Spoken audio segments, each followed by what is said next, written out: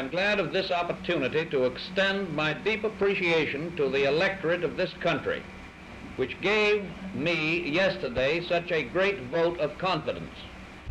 It is a vote that had more than mere party significance.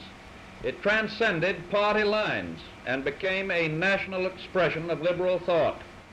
It means, I am sure, that the masses of the people of the nation firmly believe that there is great and actual possibility in an orderly recovery through a well-conceived and actively directed plan of action.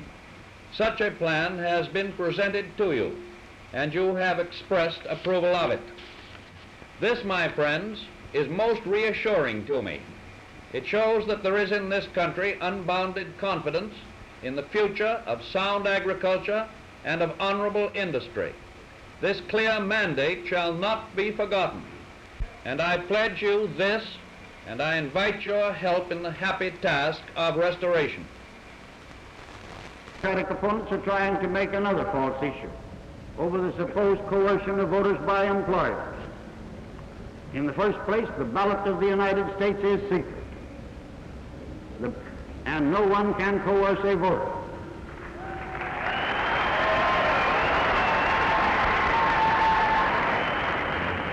Except a political machine. In this very city, the President's exhortation that to abandon or to change one letter or one word of his policies would mean the destruction of this great republic. I have, I believe, avoided the delusion that this is a campaign of persons or of personalities.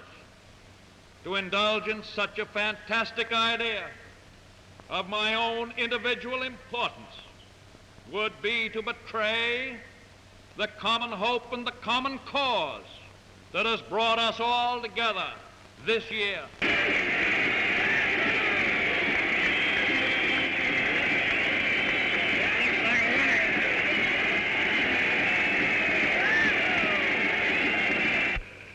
The President began this campaign with the same attitude with which he has approached so many of the serious problems of the past 3 years. He sought to create the impression that there was no campaign on at all, just as he had sought to create the impression that all was well with the United States and that there was no depression.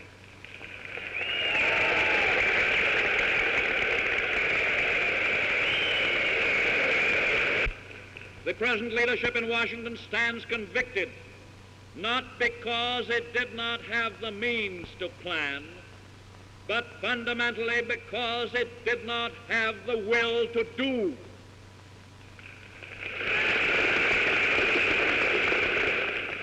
And that is why next week the American people will register their firm conviction that this administration has utterly and entirely failed to meet the great emergency of modern times.